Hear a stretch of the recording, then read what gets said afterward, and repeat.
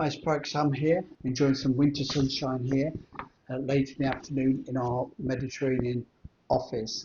Um, it's a sort of feature. We often talk about residency permits, living and working abroad. You can be a resident without being a tax resident of a country. If you're a UK citizen, you can be resident, but you can become non-tax resident and therefore taxed in another country. So I want to have a look at some questions around that to see actually what some of the concerns and what some of the issues are that we're looking forward to in 2025. Dual citizenship is under attack in the EU, and in the GCC. So the GCC, the Middle East Gulf states, they don't like dual citizenship. The only country which really allow it is UAE, and Kuwait are actively seeking out people who have claimed citizenship in Kuwait but are citizens in another country still and haven't declared that, and removing their Kuwait citizenship. It's not a good situation to be in if you're an expat, because if you are subject to a criminal offence, you can be have to leave your home business that you built up abroad. So it's always best to obey the rules. So the GCC is not a good place for dual citizenship, but you can get residency permits. But in the EU, dual citizenship is under attack as well, in a way. The European Court of Justice is currently considering a case against Malta to stop its golden visa, where you're getting citizenship by investment, not the golden visa necessarily. That route in Spain has already been stopped, and in Cyprus, and now it's under attack for Malta, and we're looking for a ruling in 2025 on that. Cyprus has already had its citizenship by investment removed. It's not to say that other countries around the world won't introduce that, smaller states like Solomon Island or Caribbean islands, but in organisations like the Gulf states, GCC, and the EU, it's very much something that's not to be frowned on. Even worse, as something that is brewing, in October 24, the French government introduced a potential attempt to introduce a law whereby French citizens are taxed wherever they live in the world. So even if they're tax resident in another country, they're still going to be subject to French taxes. Now that might not be all taxes, but as we previewed quite a bit in 2024, there's a big movement in the G20 group of organisations in the country to introduce a wealth tax around the world. So some countries have already got those by default, others have got them by another name. It's fairly low profile, but there are default taxes where people pay 1, 2, 3% on their worldwide income. The UK government in the Halloween budget didn't introduce that in October 24, but they did add a 1.2% tax onto everybody's working wage through the national insurance. So it's something that is there that governments are thinking about, looking for ways to add a 1 or 2% tax on all your income around the world. So what are some of the ways to get around that? Well, we previewed that. Prague's Cyprus office is our EU office, and they've already removed the citizen by investment option for Cyprus. Doesn't mean that there aren't still options to get here very quickly. Citizenship is a passport and voting rights and full citizens' rights. A residency permit might last you 1 year or 2 years, or 3 years, or maybe even 4 years. Once you get to 5 years, you get the option generally in countries around the world to get a permanent residence. In the UK, they obviously complicate it as usual. They call it indefinite leave to remain.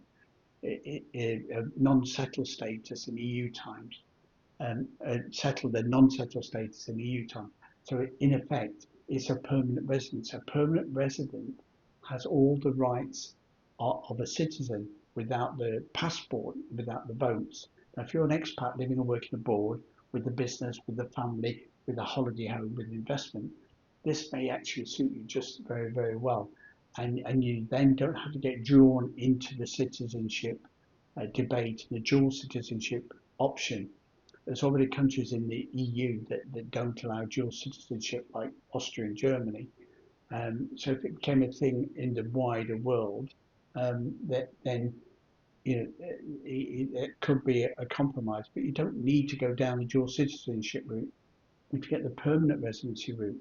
So when we see in the media golden visa, this is what they're talking about. They're trying to get you accelerated onto a 3-4 year residency permit, or maybe even a 5-year residency permit, so you can get onto a permanent residency status.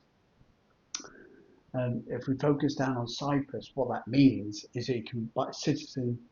Uh, you can't get citizen by investment, but you can get a permanent residency by investment by buying a home or making an investment in business.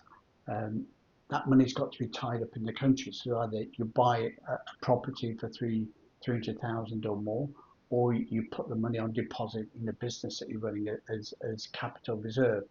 So it is possible to do that and then get a permanent residence. Once you've been a resident in a country for 5 years or more as a permanent residence as well, you can then apply for citizenship, and that gives you a potential way forward. Now, the way that Cyprus reacted to its citizen by investment um, um, offer being closed down was that it's got a permanent residency by investment, but it's changed the rules quite radically and simplified the citizenship process. So it's more in line with a UK island type of culture as opposed to the European culture where you may need 8, 10, 12 years before you could apply for citizenship. So let's have a look at how how attractive the citizenship option looks in Cyprus. So first of all, you've got to have an intention to want to remain in Cyprus to apply for citizenship, and you've got to have been in the country for the last 12 months permanently without leaving. Um, Now, whether that means for a holiday for 2 weeks or not is never been assessed. It's not something we see because these are fairly new rules that have come in 2024. So we haven't got any factual evidence of that. But essentially, what the rules say is if you've been in Cyprus for the last 12 months without leaving, and you've been in the country for a minimum of 3 years or a maximum of 7 years, you can apply for citizenship straight away. So if you come in on the permanent residency route or your pre-Brexit route, or the a temporary annual visa route to remain in Cyprus. Once you've been in Cyprus for three years or more, then potentially you can apply for citizenship. It's not quite that simple. So there's a measuring period of 10 years. So you've got to be in the country for the last 12 months. But under the standard route, you've got to be in the country for 7 out of 10 years. Under the new fast track scheme, you only need to be in the country for 3 or 4 years as a tax resident during the last 10 years. So you could have had 3 years in Cyprus over the last 10 years. As long as you've been in the country for the last 12 months, or as long as you come to Cyprus on the 1st of January, by the end of 25, you can apply for citizenship in Cyprus. Cyprus still do offer dual citizenship with its potential. The big catch about the new rules is that you have to have a Greek language exam. Now, many countries around the world do require a language proficiency, even though New Zealand are in the process of removing their requirement for people to speak English. But Cyprus has just introduced it. They have to have a Greek proficiency under the international standards. So for the fast track route, if you've got a B1 certificate, you can get your citizenship with 3 full tax years, including the last year. with a B2 and A2 language certificate, you can get a citizenship application fast-tracked after 4 years residence in the country, subject to being in the country for the last 12 months. Um, there is a bit more complications to that. There's some stamp duties to pay, there's some certification to do. You've got to understand the socio-political dynamic of Cyprus, which is good fun. Constant changes there as it tries to join the Schengen zone and settle its issues with Turkey. You've got to have a good character, no criminal record, no problems with being thrown out of Kuwait because you've got a dual citizenship which didn't apply. You've got to have a stable accommodation.